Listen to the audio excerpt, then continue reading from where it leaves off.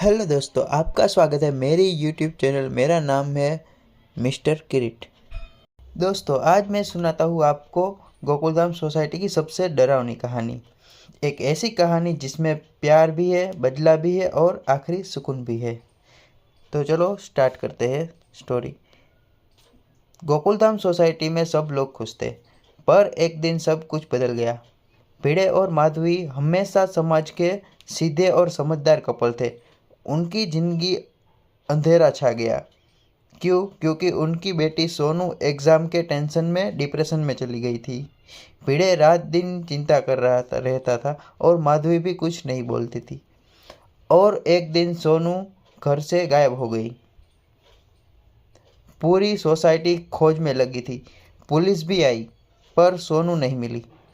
भिड़े और माधवी टूट गए। उन्होंने कहा, खाना पीना मैं छोड़ दूंगा, और छोड़ भी दिया। और एक रात सोसाइटी के एक नंबर फ्लैट में उन दोनों की चीख सुनाई दी।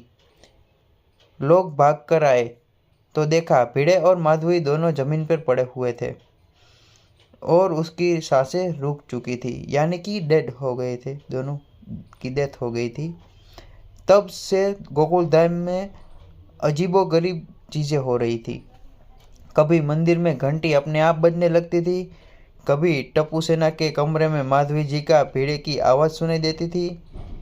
सब लोग गोकुलधाम को छोड़ने लगे, पर जेठालाल बोला, अरे भाई, ये सब भूत भूत नहीं होता कुछ भी। पर एक रात जेठालाल ने देखा माधवी जी बालकनी में खड़ी है, हाथ में खून सा भरा चाकू, और उनके पास भिड़े जी। आंखों से खून के आंसू भी निकल रहे थे। जेठालाल ने जोर से चिल्लाया, टप्पू के पापा, और बेहोश हो गया। अगली सुबह सबको समझ आ गया, भिड़े और माधवी की आत्मा को शांति नहीं मिल पाई थी। उनकी आत्मा सोसाइटी में भटक रही थी, क्योंकि सोनू के सपने अधूरे रह गए थे। उनका बस एक ही सपना था, टप्पू से सोनू की शादी। पर उनके जाने के बाद टप्पू भी उदास हो गया था। और एक दिन टप्पू और सोनू की आत्मा मिलती है सपनों में।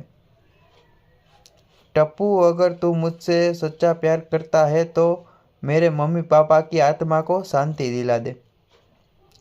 टप्पू ने सोसाइटी में एक छोटी सी रस्म रखी और वहाँ सब लोग मिलकर टप्पू और सोनू की शादी कराते हैं, जिससे उन दोनों की आत्मा को शांति मिल जाए। जैसे ही शादी होती है, हवा में ठंडी लहर चलती है, मंदिर की घंटी अपने आप बजती है और सब लोग देखते हैं भिड़े और माधवी की आत्मा मुस्कुरा रही है, धीरे धीरे हवा में विलीन हो जाती है। तब गोकुलधाम में वापस नॉर्मल हो जाता है। लेकिन आज भी रात के 12 बजे अगर कोई सोसाइटी में गार्डन में जाएगा तो माधवी जी की हंसी सुनेगा और भिड़े तो हवा में हिल जाती है। दोस्तों, ये गोकुलधाम की हॉरर स्टोरी भिड़े और माधवी का बदला। अगर आपको ये कहानी पसंद आई हो तो लाइक करें, शेयर करें और सब्सक्राइब करें, और कमेंट ज़रूर करना। अगर भिड़े और माधवी वापस आ गए तो जेठालाल क्या करेगा, इस टॉपिक पे भी मुझे कमेंट करना। अगर आपको ये वीडियो अच्छी लगी हो तो ऐसी ही एक हॉरर स्टोरी फिर से मैं लाऊंगा पार्ट 2 में।